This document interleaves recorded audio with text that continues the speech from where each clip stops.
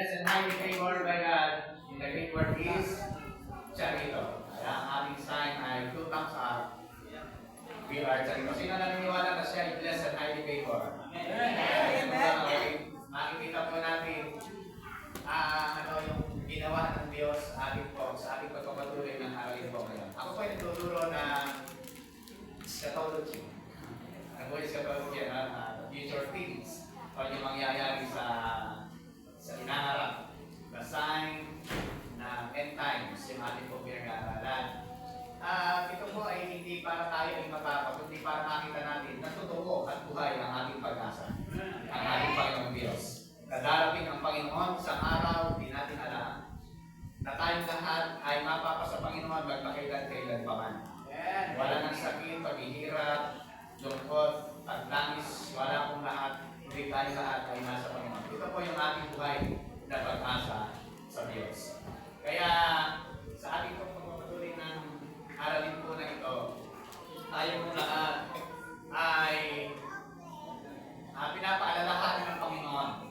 Kagaya ng paalala sa atin ng nakaraang linggo, naging tapat lang po tayo sa Panginoon. Amen po ba? Be faithful. Sabi niyang tabi, be faithful. Be faithful. Sa paglilingkod, sa pagsamba sa ating Diyos, at sa lahat ng ginagawa natin nagbibigay ng karangalan sa ating Diyos. Be faithful. Ang ating pong pinag-aaralan ay the sign of the end times.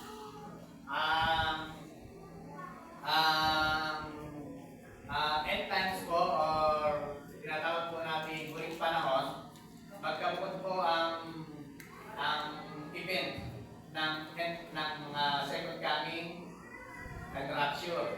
Wala pong pangatlong second coming.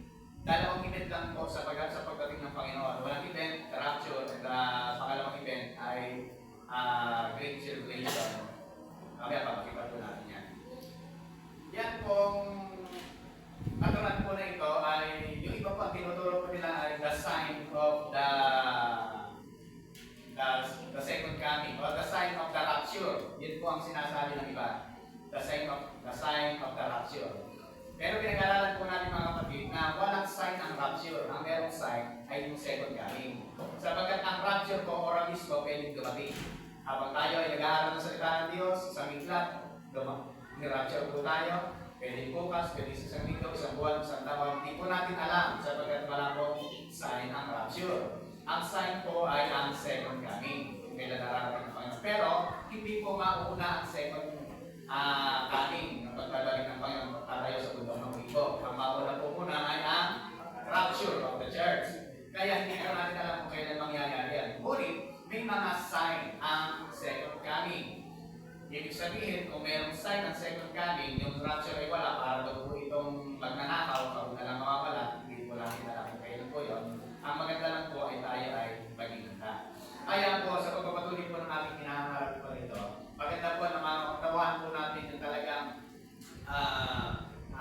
tamang pagkakaunawa or knowledge about this eschatology na ating po pinag-aaralan.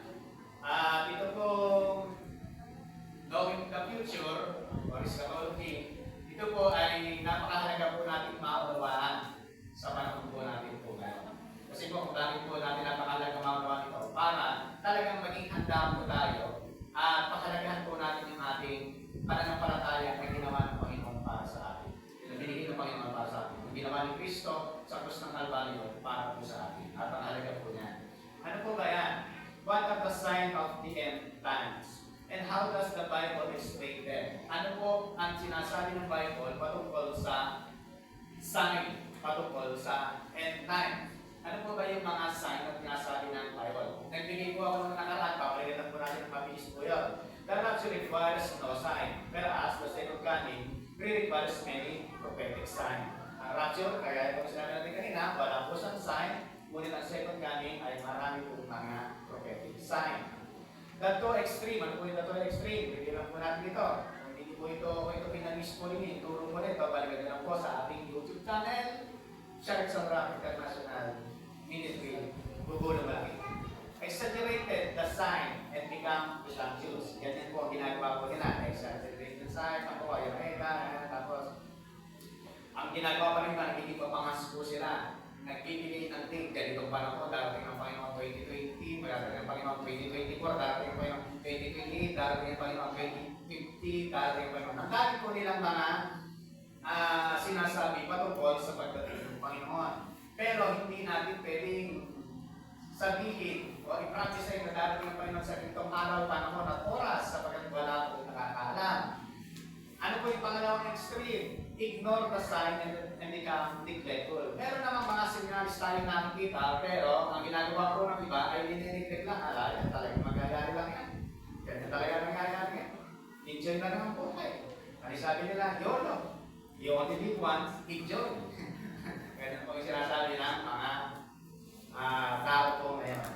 Ngayon, ito po ay ating pong pinapakita para ating pong makita mabuti kung ano po ba yung mga event na mangyayari. God's prophetic timeline.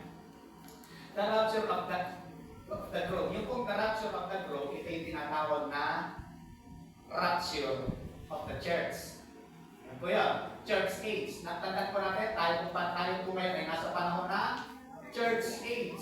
So yung church age po na yan, yan po magkakaroon ng rapture o yung tinatawag na return of the grove.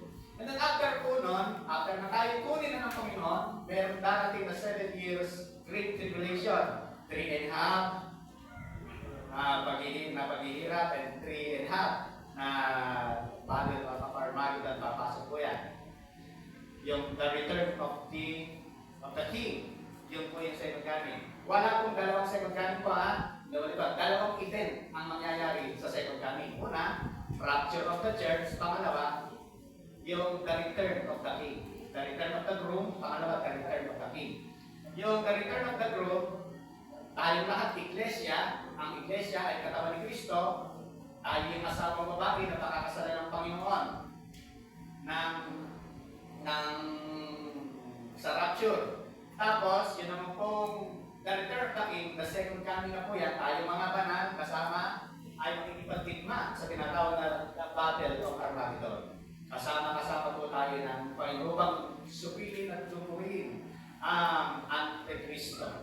And then, after po yan, siyempre wala namang mananalo sa Panginoon sapagat siya ay Diyos. Papasok po tayo sa millennial kingdom para sa paghahari ang Panginoon ng 1,000 taon. Ikaw at ako ay magiging priest and king in the kingdom of God. Hallelujah. Kaya tayo mga kapatid, pagdating ng panahon na yan, the millennial kingdom, ikaw ay priest and king, kasama ng Panginoon. Bakit tinatawag kang king? Kasi si Jesus, King of Kings. Okay? And then, mayroon pong final revolt. Pawawalan ulit si Satanas. At pagkakaroon ng great white throne judgment. Hatulan ako at papasok tayo sa eternity, new heaven and new earth. Parang, isipin po natin, kamangha-kamangha yung mangyayari sa panahon yun. Ang maganda ay maabutan po natin, i-rapture tayo ng Panginoon. Amen po ba? Yan ang mapakasarap na ma-experience. Hindi natin ma-experience na tayo mamatay, hindi tayo natin i-rapture ng Diyos.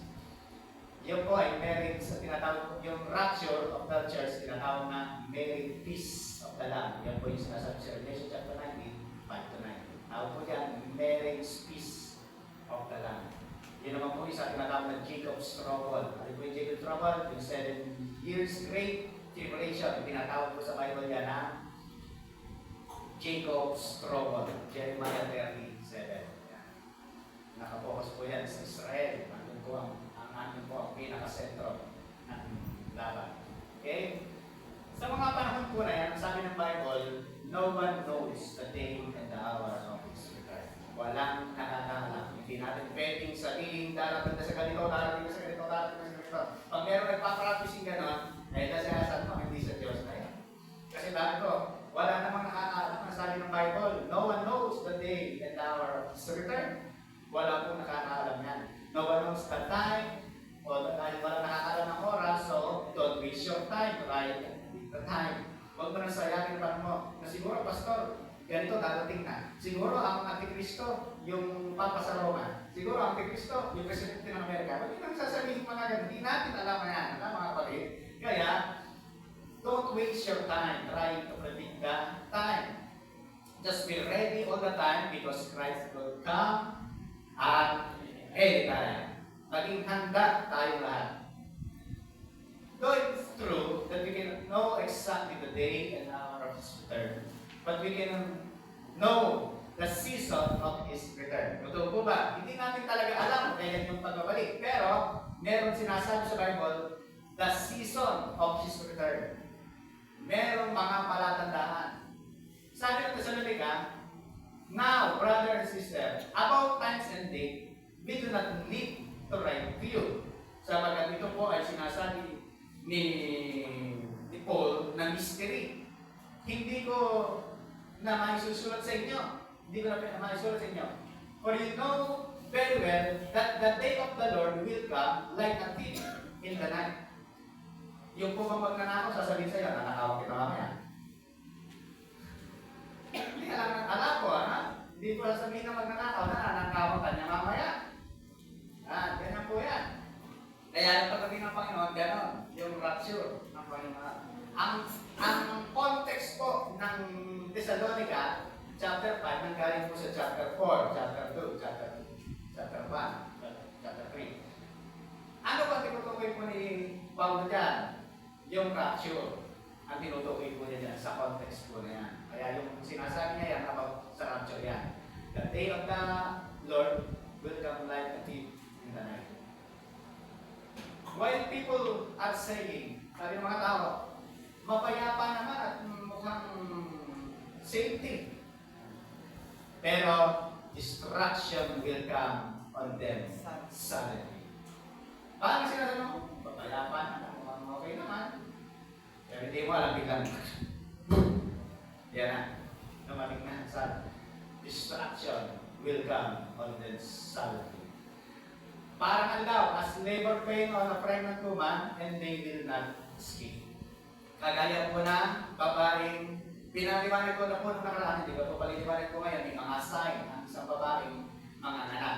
Marami ng mga anak, or mga anak. Sumasakit lang siya, hindi na makakalin. Marami pong mga sign, natinura ko ng nakaraan. Hindi na po natin tuturo yan, hahaba po ang oras po natin. Sabi ng Mateo, now, learn this lesson from the fig tree. As soon as its twig get tender and its leaves come up, you know that summer is near. Meron daw, kailangan maunawagan po natin yung talinghaga patungkol sa puno ng ulibo. The fig tree. You know that summer is near. Pagka ang dahon daw ay lumili daw na malapit ng tag-araw. Parang may mga ganang may masay.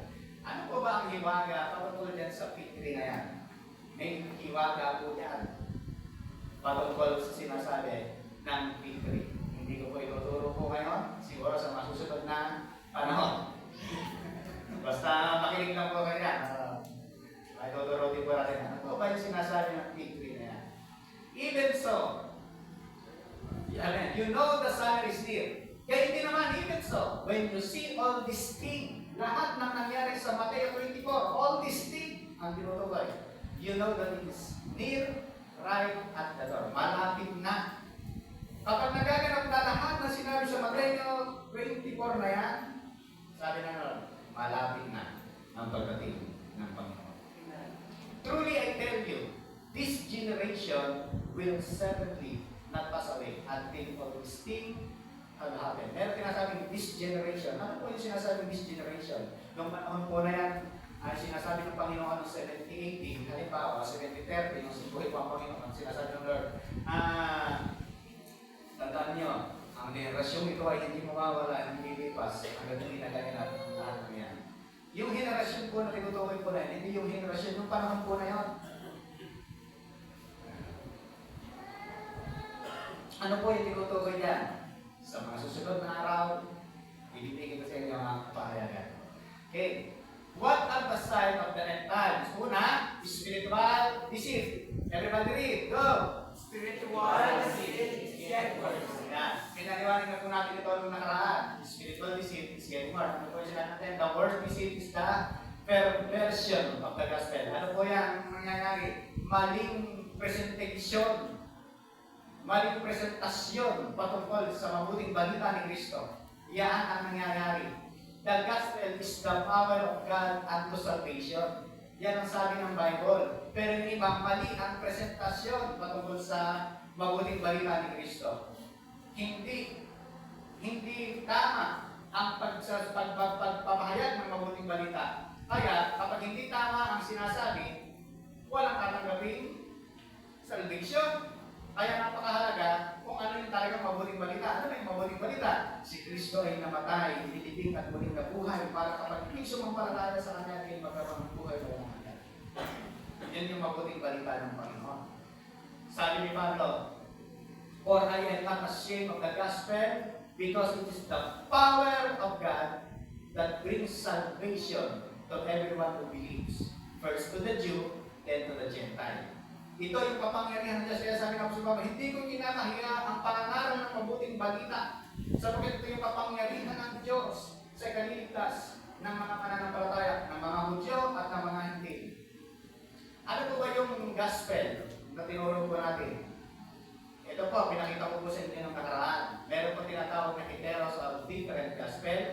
Meron po tinatawag na metastory po, perverted gospel, at meron tinatawag na full grace true gospel. Alin po yung atin dyan? At ano po ba yung mga yan? Una, yung no grace, pero kung nagtuturo, ito yung kanilang gospel, ito yung presentation nila, ito yung kanilang maling pagtuturo patungkol sa mabuting balita ng Panginoon. Sabi po nila, wala namang grace. Ang lahat ay naliligtas sa pamamagitan lang ng mga gawa. Kapag ikaw ay, sabi na, saved by your work, faith alone in the absence of grace. Yan. They remove grace, no faith, inclusionism, universalism, saved by grace alone in the absence of faith. They remove faith. Yan. Yan po yung kanilang mga turo nila. Gulo-gulo. Sabi nila, naligtas tayo sa pamamagitan ng word. Gawa natin. Sabi nila, hindi. Faith alone. Walang biyaya. Basta manampalataya ka lang, hindi biyaya ito. Gawa mo ito, kaya manampalataya. Yan yung kanilang katuruan. Yun ang mixture ay ito. Saved by grace plus word plus your word and your faith. Naligtas ka daw sa pamamagitan ng saved by grace plus word. Kaya magsasama yung biyaya at yung gawa mo. Kaya yun daw yung kaligtasan. Sabi ng mixture. Kailangan naroon, naligtas ka rin sa biyaya, pero kailangan mong lagyan ng gawa. Sapagkat ang pananampalataya walang gawa ay patay. Meron namang word talaga sa Bible na. Sino po ba kinakausap ni Apostol Juan na James, Santiago, doon sa word na yun? Na ang pananampalataya walang gawa ay patay. Sino po ba kausap niya? Ang kausap po niya ay mga Kristiyano na. Ibig sabihin, sabi sa mga Kristiyano, ang pananampalataya na walang gawa, patay. Hindi mo pwedeng sabihin na nananampalataya ka, pero hindi ka naman gumagawa. Kasi ang totoong gumagawa, nananampalataya. Ano po ba ang nauna? Ugat o bunga? So, kaya ibig sabihin, bago ka nagkaroon ng bunga, ng paggawa, ugat muna. Kasi lahat ng gagawin mong mabuting gawa, kapag walang ugat, peke ang bunga. Christos Kriyon. Kaya po mga kapatid, kailangan napakahalaga yung alam natin yung teksto na sinabi na yun. Tama naman, faith without work is dead. Kaya lang sinabi yun sa mga Kristiyano, hindi yung kailangan mong gumawa para maligtas. Kailangan mo muna magkabunga bago magkaugat, para gano'n ang sinasabi. Kailangan mo muna kang gumawa para maligtas ka. Kailangan gawin mo lahat ito para maligtas ka. Kailangan ganito ang gawin mo para maligtas ka. Kailangan pikutin mo ang laptop para makita ang ating tinuturo. Okay? Yun yung sinasabi yung presentasyon po ng iba. Di ba? Tanggapin mo ang Panginoon sa Kristo. After ng tanggapin si Kristo, hindi lang yan. Kailangan gawin mo pa ito, gawin mo pa ito, gawin mo pa ito, gawin mo pa ito. Bigat na yung tao sa daming gagawin. Sino naniniwala ang ginawa ni Kristo, tapos na para sa atin? Amen! Wala nang gagawin. Tingnan niyo po ito. Kaya yung iba, buhat ng krus, buhat. Hampas.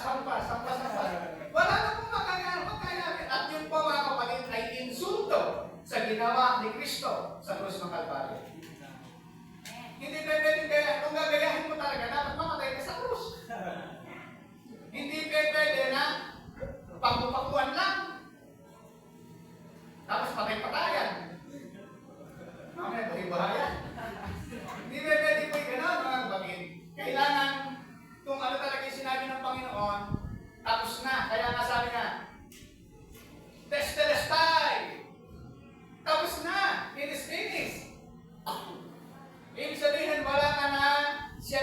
tumapos.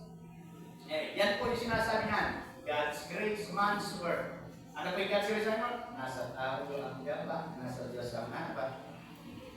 Sabi ko naman, hindi po ganun mga kapatid. Nasa Diyos ang gawa, nasa Diyos pa rin ang awa. Papatunayan ko po sa inyo. Pastor, kasabihin na, ako nagtatrabaho, kaya kami kumigil na pera. Okay. Nung nagtrabaho ka, kaninong lakas ang ginamit mo? Sino nagbigay? Nung nakapagtrabaho ka, kaya ka nakapagtrabaho, meron kang lakas, meron kang buhay. Ganito galing yung buhay. Adi lahat ay sa Diyos. Kaya dapat pinapahalagahan natin ang Diyos sapagkat hindi ka na makakapagtrabaho kung maalisan ka na ng Diyos ng hininga. Hindi ka rin makakapagtrabaho kung maalisin ng Diyos ang lakas mo. Hindi paralisa ka. Ay, sabihin, kumbinsido po ba tayo? Lahat sa Diyos. Wala tayo. Recipient tayo ng ginawa ni Kristo sa krus ng Kalbaryo. Kaya lahat, papupurihan natin at sasambahin natin ng Diyos sapagkat wala naman talaga tayo sa ating mga buhay. Si Jesus ang gumagawa. Ang paggising natin kaninang maga ay desisyon ng Diyos kung bakit tayo narito ngayon. Di desisyon niyo po ba yung paggising niyo kanina? Makagising na nga. Kaya ka nagising at kaya tayo nagising kaninang maga. Desisyon ng Diyos na nagising tayo kaninang maga. Yun ay biyaya ng Diyos sa ating lahat. Kaya,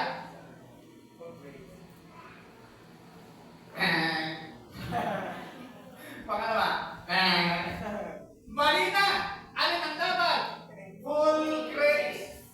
True gospel. Ano po yan? You are saved by grace alone, through faith alone, alone in Christ alone. Marami naman mga sorry pa na. Wrong type yan.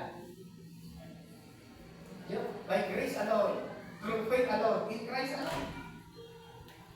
Sino pa naniniwala na dahil sa biyaya lang ng Diyos, maligtas tayo? Dahil sa mananampalatayang tingin ng Diyos, maligtas tayo. At dahil kay Kristo, naligtas tayo. Yan po yung full grace. Grace is a gift, so is faith. Bakit po pati yung faith gift din?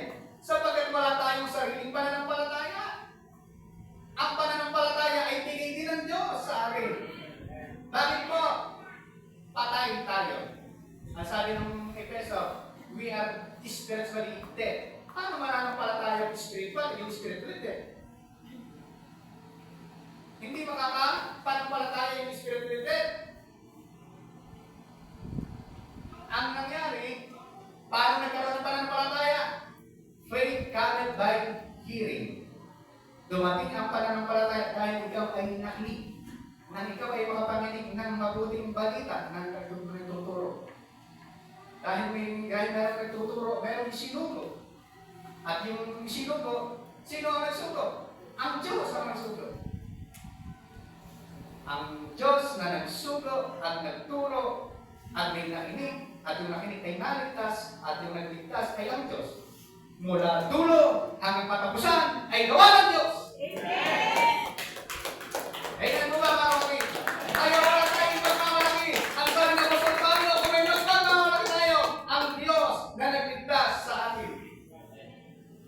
Hindi tayo pagmamalaki na dahil sa akin, ganito nangyari, dahil sa akin, malaki ako magbigay. Wala tayong pagmamalaki, kaya tayo yung binigay. Binigyan tayo ng Diyos. Amen! Kaya lahat ay sa Diyos lahat. Hindi pwedeng magkaroon tayo ng credit sapagkat wala tayo. Lahat ng gawa natin mabubuti sa maraming basahan sa harapan ng Diyos.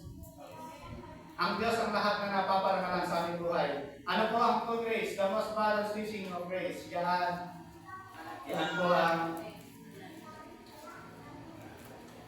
itong full grace, ito ang tama. Itong dalawang ito, ang sabi ng Bible, anathema. Ano po ang ibig sabihin ng anathema? Be cursed. Sumpangin. Ibig sabihin, ang nagtuturo pala ng mixture, ang nagtuturo pala ng mga kailangan kang gumawa para maligtas. Ano sabi ng Bible sa mga nagtuturo na yan? Sumpangin. Kapag ikaw ay nandyan, nagkasama ka dyan, mga kapatid, parang sinasabi ng Bible, wala kang kaligtasan dyan, susumpangin yan. Kapag ka mixture at turo. Kaya napakahalaga si Kristo ang tinataas. Ano po ang sabi ng Bible? The message of Christ. Yung mabuting balita, yung full grace, tinatawag ng the message of Christ. Roma 10:17. Korinto 1:18, tinatawag po siya ng the message of cross. Yung full grace, mabuting balita, sinasabot na the gospel of grace. Ano pa? Sa Acts 24:32, tinatawag na the word of grace. Yan po yung full grace. Yan yung true gospel na tinuturo sa atin ng Biblia. Okay. Ano sabi po rin sa dalawa? Anathema. Ang ibig sabihin, be cursed. Go to hell. Yan po ang ibig sabihin ng anathema. Ibig sabihin po, pag-atisyo, nandun ka, at yan ang pananampalataya mo. Ang sabi ng Bible, go to hell. Matindi po ang sinasabi ng Bible patungkol sa mga mission at katuruan. The worst deceit is the perversion of the gospel. Ano po yung worst deceit na sinasabi ko kanina? Perversion of the gospel. Maling presentasyon ng mabuting balita. Ano po yung mali? Yung tinuro po natin kanina. Yung tatlo. Perverted, yung word lang, at saka yung full grace. Ano pa? The worst deceit is the distortion of God's love. Oh, mahal ka naman ng Diyos, kaya ang pag-ibig ng Diyos ay hindi naman natatapos, kaya gawin mo anong gusto mo sa pagkatapang ginagawa mo, mahal ka pa rin ng Diyos. Distortion of God's love po yan. Yun lang ang nakuha, pero hindi nakuha ng Diyos ay just. Kapag mali, parusahan ka. Ang pag-ibig ng Diyos, tama, mahal niya ang lahat, pero hindi niya pinagsusulsulan yung kanyang pag-ibig. Meron po bang kinakalagkad na dinadala dito sa church na nakita kayo kanina? Halika, sumama kayo. Walang pinalagkad ang Diyos, mapunta dito sa church. Bakit? Ginagalang ka ng Panginoon, ginagalang ng Diyos ang desisyon mo.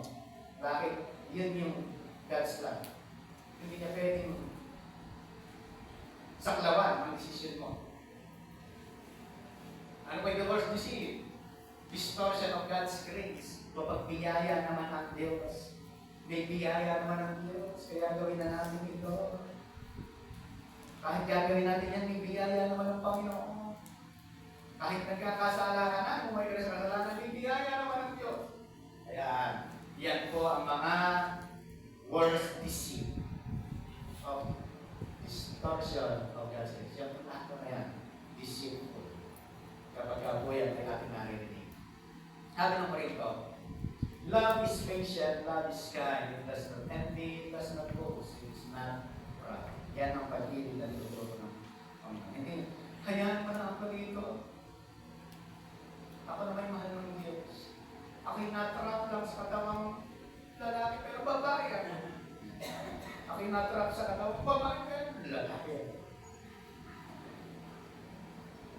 Nagmamahalan na mo kami. Kahit pares kami babae, nagmamahalan na mo kami. Alam mo mga kapatid, hindi yun yung pag-ibig na tinuturo ng Panginoon. Hindi yan. Ang tawag doon ay distortion of God's love. Ang pag-ibig ng Diyos, well, love is patient, love is kind. It is not envy, it is not boast, it is not proud.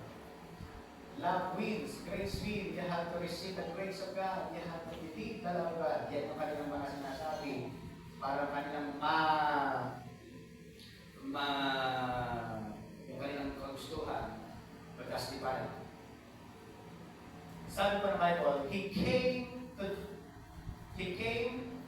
to that which was His own, but His own did not receive Him. Yet, to all who did receive Him, to those who believe in His name, He gave the right to become children of God. Dumating nga si Kristo sa mundong ito, hindi siya tinanggap ng sariling kanya. Sabi ng Panginoon, dumating ako sa mundong ito, pero hindi ako tinanggap ng sariling akin. Nagkatama ang Panginoon, hindi siya tinanggap ng sariling kanya. Pero sabi niya, yet, to all who did receive Him, to those who believe His name, He gave the right to become children. ng right? Bakit hindi sinabing He gave the privilege to become a children of God? Magkaiba yung privilege and right. Ang privilege, halimbawa, meron akong driver's license. Ang magkaroon ng driver's license is a privilege. Pero pag inabuso mo yung paggamit mo dyan, kukunin ng gobyerno yan, babawiin niya. Kaya ang sabi sa atin ng Diyos, right, hindi privilege. Bakit? Kapag ka right, hindi na pwedeng bawiin sa'yo na. Kaya sabi ng Panginoon, He gave the right to become children of God. Sino? Yung taong nanampalataya at tumanggap kay Kristo. Yan yung sinasabi ng Bible. Salvation is found no one else, for there is no other name under heaven given to mankind, but which we must be saved. Sino po yung pangalan? Si Jesus. Ang pangalan lamang ng Panginoon Kristo ang siyang mapagliligtas sa sangkatauhan ng pinigil ng Diyos. Ayan, what are the signs of the end time? Spiritual deceit is getting worse. Papalala po ng papalala po yan kapag hindi tayo nag-aaral ng salita ng Diyos. Hindi lahat na natuturo ng salita ng Diyos. Masabi mo pa, sabi naman ng Diyos ang tinuturo, kaya pakinggan mo.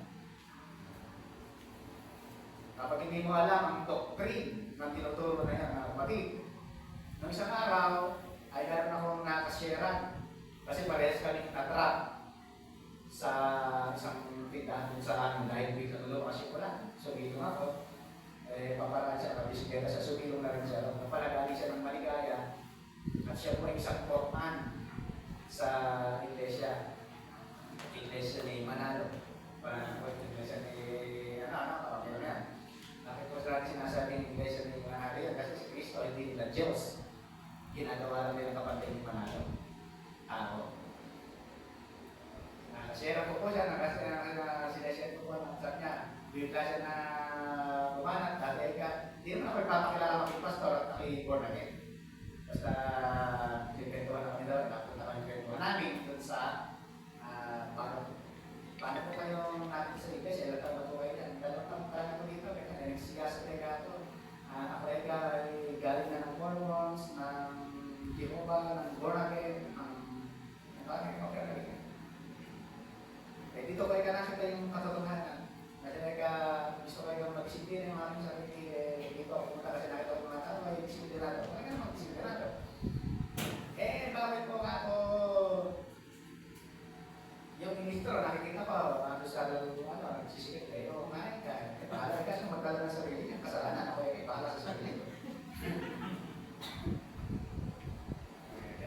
Tapos sinashare ko na marami na sa mga sinasabi. Ang punto ko ito, dahil siya ay nadoktrinahan sa doktrina, na-brainwash na yung kanyang kaisipan at sa maling interpretasyon ng Biblia, kasi ang sabi niya, tatanong daw niya dati, tatanong ko nga dati, bakit ba patalong-talong yung basa ng verse? Kasi, yung verse, kailangan mo ibang patalong-talong para ikaw makita mo kung yung dapat na kunin. Halimbawa, sa Genesis, dinaya ka ng ahas. Sino yung ahas na yan? Nakikas ka naman ngayon sa alam ng Apocalypse. Apocalypse kaya Revelation. Di ba, nandun yung ahas, ang matutang ahas, lumayas sa katotohanan, tinatawag ng Diablo at Satanas. Di ba, kaya naman ito, malunay ka, dahil ka, maladulo, malapon, hanggang dulo, tinalunan.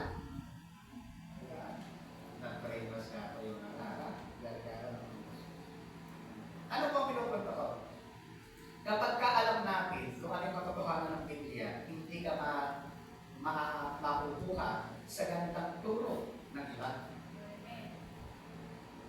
Kasi po, kapag alam mo ano yung talagang doktrina na sinasabi ng Bible, katulad ng Biblia, hindi ka basta-basta makukuha. Kaya yung mga tao, kaya ano nangyayari? Nadidisip eh. Kaya nadadaya. Deceit is getting worse. Nadadaya ng mga maling katuruan. Kaya sinasabi ko natin, hindi lahat ng nagtuturo ng sinasabi sa liman ng Diyos, talagang pure the Word of God ang tinuturo. Kaya po ang sinasabi natin, magbasa ng Biblia. Ay sabi niya, hindi kami nagbabasa ng Bible, bawal ay kasabi niya. dapat yung sinugo lang ang nagbabasa. Kaya nga po, bakit po hindi nila pinagbabasa ang miyembro? Nakikita nila ron yung mga pili, yung kanilang mga tinuturo. Kaya pagka nakita nila, magugulo yung isip ng mga miyembro. Pagkakang parikasan nila ng mga takta. Ano nga? Kaya, ginawa na nila, huwag na lang magbasa. Eh mga kapatid, tayo malayang magbasa.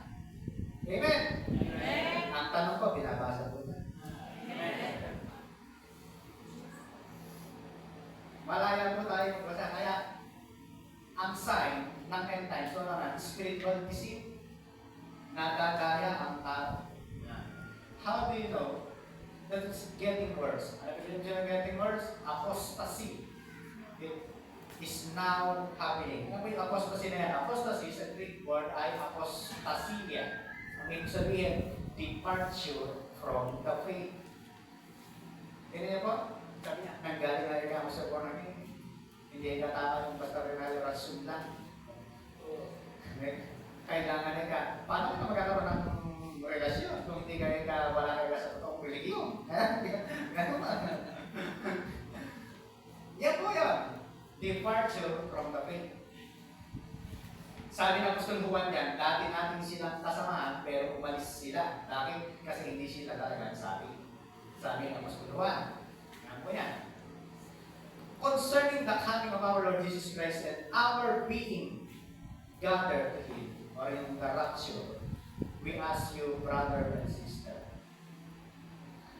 not to become easily unsettled or alarmed by the teaching allegedly from us, whether by prophecy or by word of mouth or by letter, asserting that the day of the Lord has already come. Darating ang araw ng Panginoon. Let no one deceive you by any means. Sabi niya, wala dapat ibang makadaya. For the day the rapture will not come unless the falling away. Ano po yung falling away? Apostasia. Or apostasia sa Greek. Or tinatawag apostasy. Come first at the man of sin. Ano po yun? Antichrist. Is revealed the son of perdition. Bago dumating ang rapture, ang sabi ni Apostol Paul sa Thessalonica, kailangan mangyari muna yung the falling away. Yung tinatawag na apostasia. Yung pagkalikod ng iba sa kanilang mga mananampalataya. Come first at the man sin. Yan, yung Antichrist. Yan po yung mangyayari in the last day. Now, sabi ni Timothy, sabi ni Paul kay Timothy, now the spirits expressly say that in later times some will depart of the faith. Sinabi niya kay Timothy yan, magkakaroon ng depart from the faith.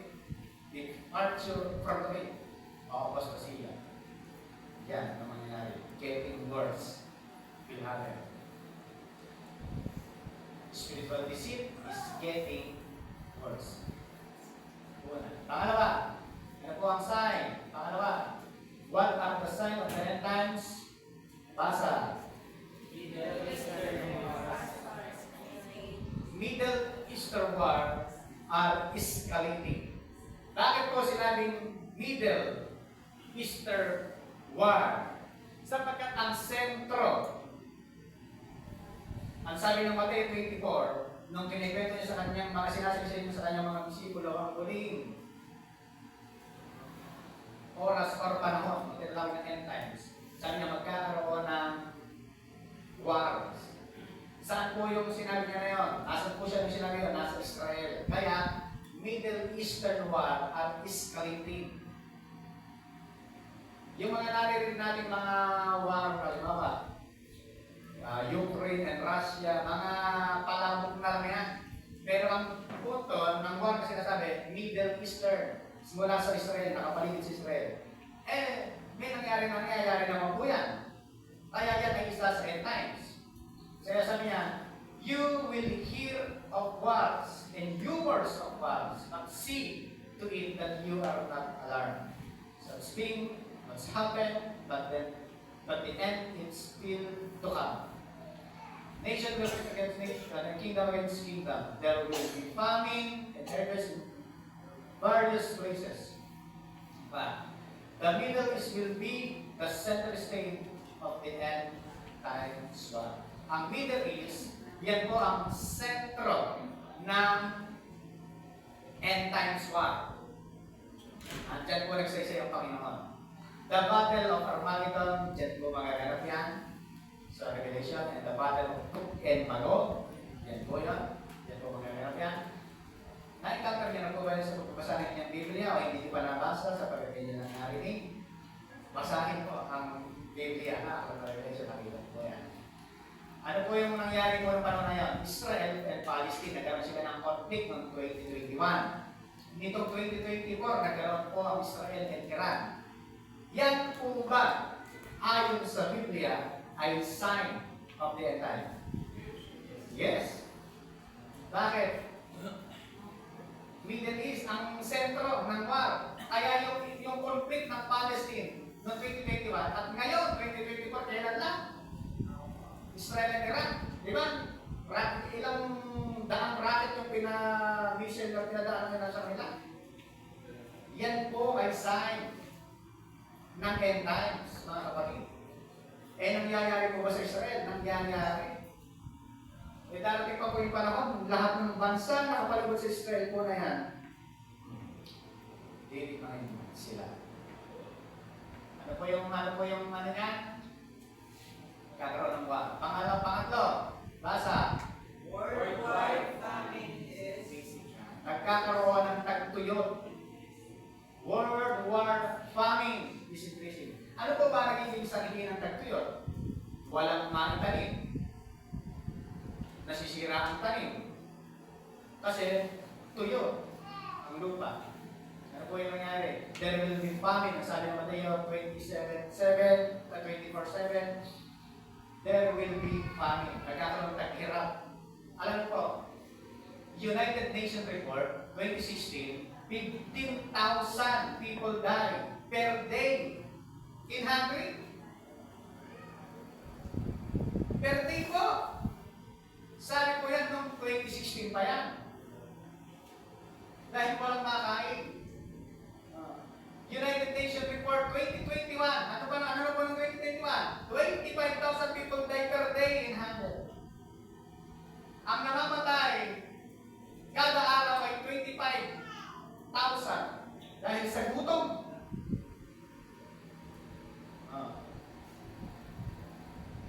Approximately 9 million people die per year in hunger. Taon-taon, 9 million ang namamatay dahil sa gutom. Sabi ng Oxfam International Report, 11 people die per minute in hunger. Magbilang ka ng isang minuto.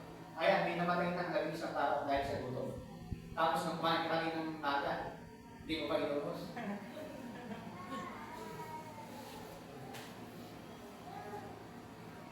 Ano, sabi na, tingnan po ito. Ang sabi ng Oxfam International Report, contrast, 7 people die per minute in COVID-19. Hindi natin pinabalik ang COVID-19. Meron iba, mga mahal sa buhay, nawala COVID-19. Pero, mas matindi po pala ang gutom kaysa sa COVID-19. Dahil hanggang ngayon, may nagugutom. Wala na ang COVID-19, may nagugutom pa rin. Ilan po ang namatay sa gutom? 11 people per minute. Bumilang ka ng 1 minute, may namatay na naman. Dahil sa gutom. Yan po ba is sign? Nakikita ko sa inyo yung video. Sa pang video. Pakita mo nga yung video. Sandali, para lang sa ganito ng video.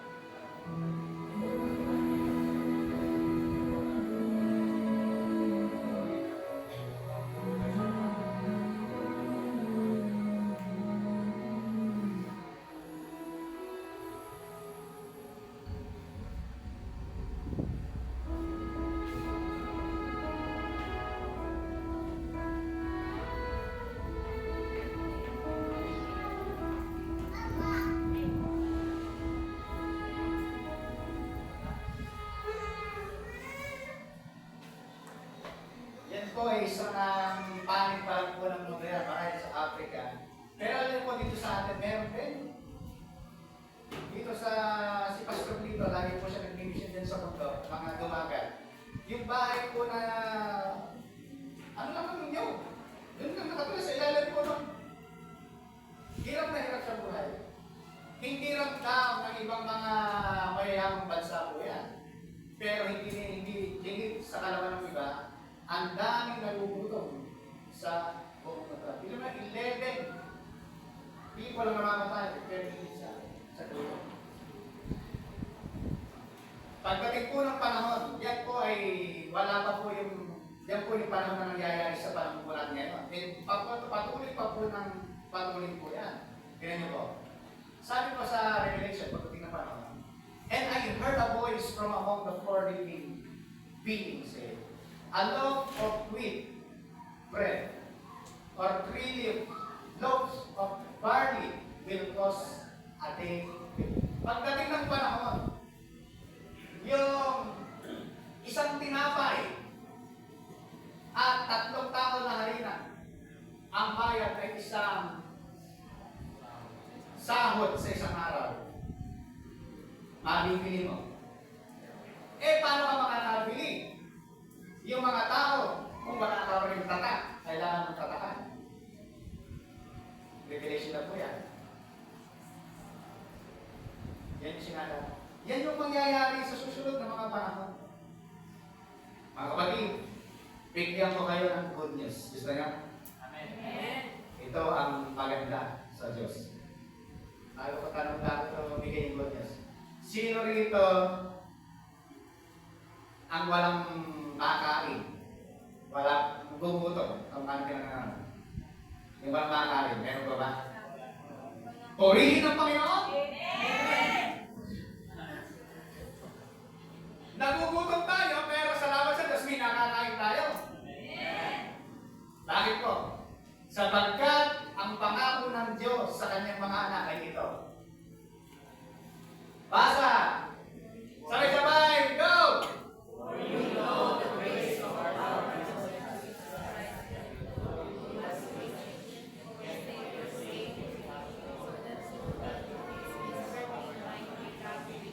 Dahil si Kristo ay mayaman sa ating kapakanan, siya po ay naging mahirap. Bakit? So that you through His poverty might become rich. Dahil sa kahirapan ni Kristo, ang mga taong nanampalataya kay Kristo, hindi pababayaan ng Diyos, umuunlad ang buhay. Kaya totoo, naniniwala ako sa confession na sinasabi kay Larry, hindi tayo mamamatay mahirap, i-rapture tayo ng Panginoon na maunlad ang buhay natin. Amen. Bakit po? Sapagkat Kristiyano lang ang pwede na tumulong sa ibang ito. Kaya ikaw pinuunlad ng Panginoon para ikaw ay magamit ng Diyos para tumulong sa iba. Bakit ang sabi ng Panginoon? Gagawin kitang pagpapalain kita para ikaw ay maging mayroong dahilan kung bakit ka pinagpala ng Diyos. Kaya ikaw ay pinasagana ng Panginoon. At yung pangako ng Diyos, may pangako po ng Diyos na si Kristo ay naging mahirap para tayo ay maging mayaman. Pangako ng Diyos yan. Bakit ka pinayaman ng Panginoon? Para magamit ka ng Diyos sa iba. Para maraming makakilala sa Diyos dahil sa binibigay mong tulong sa iba. Sabihin na, iba't yung mga ng Diyos na ito, mga born again ito, grabe, tumutulong sa amin. Masishare mo na kayo sila, nabasikreto nyo, bakit ganyan kayo? Masishare mo na sila ng mabuting balita ng Panginoon.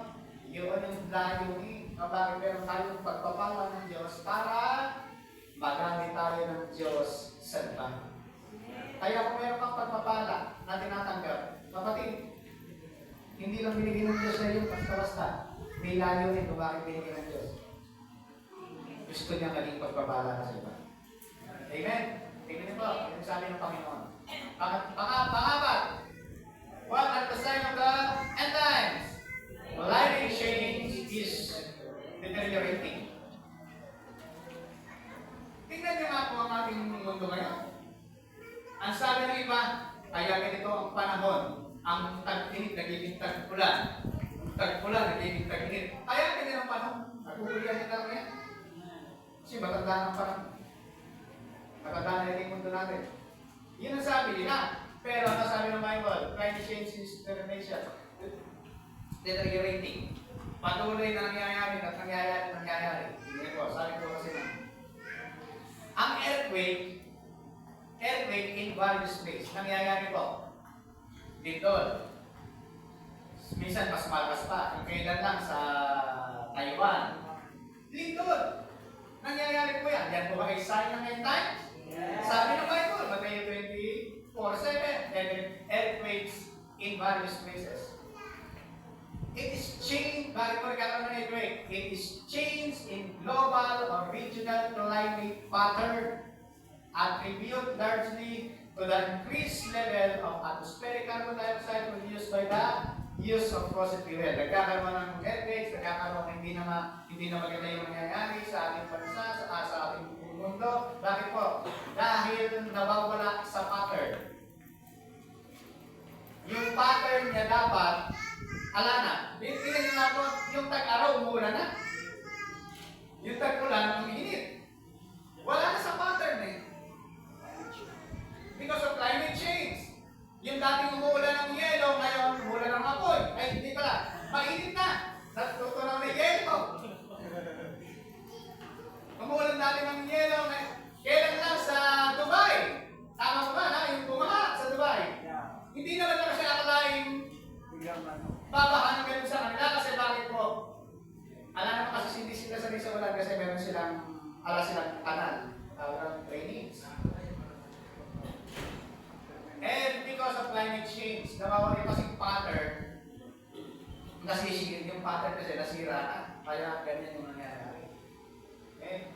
Climate change is the long-term alteration of temperature and typical weather pattern in a place. Kaya mas malakas yung bagyo, mas makakainit ang panahon, yung nagyayelo, natutunaw na, yung forest fire, yan yung nangyayari. Yan po ba ay sign ng end times? Sign. Yan yung nangyayari po mga kapatid sa panahon po natin. Yung sinasabi po na iba, ang mundo raw po ay gaganda pa. Hindi po ganun ang sinasabi ng Bible. Ang mundo ay pasira ng pasira ng pasira. Kahit saan nga tayo pumunta, may basura eh. Bakit? Wala nang mapagdala ng... Alam niyo kung napakalaki pala ng ginagastos ng gobyerno sa basura lang. Halos doon lahat na pupunta ang budget. Basura lang. Kaya, ang kanilang pakiusap ay isang segregation ng basura. Tumulong at pakisa. Yun yung kanilang pakiusap. Siyempre, mga tao ay, ano ba? Busy na lang, busy. Busy sa maraming bagay, hindi na magawa. At kung saan na lang tinatapon. Dadaan ng sabana dyan, tapon. Dadaan ng tulay, tapon. Paano gaganda ang ating mundo? Wala na po mga kapatid. Tayo ay umaasa sa pangako na lang ng Diyos. Ano yung pangako ng Diyos? Bagong langit at bagong lupa. Kasi ang mundong ito talaga masisira. Heaven and earth, sa Bible, shall pass away. Kaya yan yung mangyayari sa mga susunod. Climate change, trigger, earthquake, tsunami, and volcanoes. Mangyayari po yan. Pagputok ng bulkan, nag-aalboroto mga bulkan, nangyayari po. Sabi kasi ng Bible, we know that the whole creation has been groaning as the pain of childbirth right up to the present time. Ang buong mundo, ang creation, ay para daw babaeng panganganak nag-groaning. Bakit? Hirap na. Ang mundo. Ganyan ang nangyayari. Not only, sabi ng Roma, not only so, but we ourselves who have the first fruit of the Spirit, grown inwardly as we wait eagerly for our adoption to sonship, the redemption of our lives. kahit nga raw yung ating katawan ay nag-groaning. Yung ating sarili, bakit? Nagre-react na. May sumasakit na yung tukod. Lumalabo na yung mata. Yung pati nga rin natin katawan. Salamat na lang sa biyaya ng Diyos sa ating mga buhay. Amen po ba? Kaya natin pong nakakaya lahat ng mga dapat natin gawin. Sabi ni Pedro, but in keeping with His promise, we are looking forward to a new heaven and a new earth where righteousness dwell. Kaya, ganito man ang panahon na ating nararanasan, we're looking forward. Tuloy lang ang buhay. Bakit po?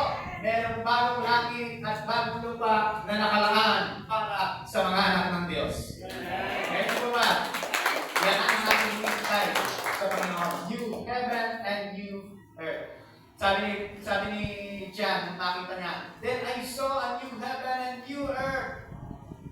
For the first heaven and the first earth had passed away, and there was no longer any sea. Walang dagat. Ano po ang una? Yan po yung ating looking forward. The new heaven and new earth. Ano po ang una? Spiritual disease is Spirit getting wars. Pangalawa. Middle Eastern wars are escalating. Pangatlo. Worldwide famine is increasing. Pang-apat. Climate change is deteriorating. Next week. Sabi po mga kapatid, para kasi oras tayo eh. Gusto nyo, di pa tayo magkakalian. Tutuloy na natin. Next week po mga kapatid, we will continue. Mapakaganda po dito mga kapatid. Bakit po natin ito itinuturo kayo? Alam niyo po, unang-una, masisira ang lahat, mawawala ang lahat. Tayo, nanalo nito ngayon. Isa lang yung assignment na binibigay sa atin ng Diyos, baka hindi pa natin magawa. Go and make disciple lang po mga kapatid. Ipangaral ang mabuting balita in full grace, yung full gospel ng Panginoon. Ipangaral po natin yung true gospel ni Lord sa mga tao. Yan po yung mensahe po natin. Hindi pa man dumarating ang lahat po na yan, bagaman nakikita natin ang mga sinyales ng pagdating ng Panginoon. Pero isa lang yung tayo na dapat po natin gawin. Ano po yun? Ipangaral ang mabuting balita ng Panginoon sa lahat ng tao. Amen! In Christ, I am always ready for this hotel. Alam ko naman, tayong lahat ay handa sa pagdating ng Panginoon. Everybody read. In Christ, I am always ready for this hotel. Tayo po bang lahat ay handa? Amen! Amen! Sa pagparito ng ating Panginoon. Dahil po tayong lahat ay handa sa pagparito ng ating Panginoon. Isa lang po ang dapat natin ihanda. Ang mga tao, i-share po natin ang mabuting balita ng Panginoon sa Kristo. At kapag sila ay napahagilan natin ang mabuting balita ng Panginoon, nakakasama po natin sila sa pinangako ng Diyos, yung heaven and new earth. Mahal po ba natin ang ating mga mahal sa buhay? Unahin po natin sila mga kapatid. Naalala ko nung nakaraang linggo, turo ni Pastor ating pervert. Tama ba? Perfect. Eager din ang anak. Maninas. Earnestly. Maninas na panalangin or barugdog na pananalangin. Yan po ba yung ating pananalangin sa ating mga sa buhay? Yan ang ating namin sa mga Lord, huwag mong kalilimutan yung ating mga kapatid, mga anak ko, mga mahal ko sa buhay, magulang ko, ng mga kinala sa iyo. Talagang barugdog yung pananalangin ko sa mga. Kung mahal po natin sila, huwag mong pagsawa ang panalangin at i-share mo ang mabuting balita ng Panginoon sa kanila po. Amen po mga kapatid. Tayo po ay bago tayo mag-pray, diretso po tayo sa ating communion.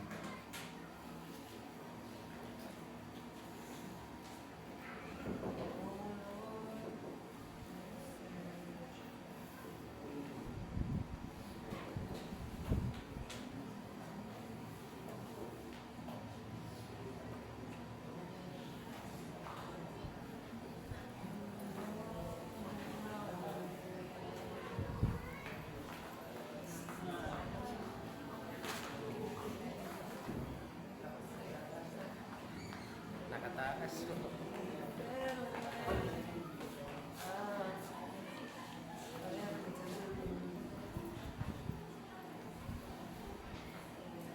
Tayo po tayong lahat at pagtayo natin. Kasi po ito. Amang Diyos, maraming pong salamat sa kabutihan mo rin sa aming buhay. Maraming pong salamat sa ginawa mo sa krus ng Kalbaryo para sa amin. Nagkaroon po kami ng kaligtasan. Maraming pong salamat sa simbolo ng iyong katawan ng tinapay na nabubog, nahirapan para sa aming kagalingan sa lahat ng sakit at karamdaman. Maraming salamat sa simbolo ng dugo, katas ng ubas ng iyong dugo.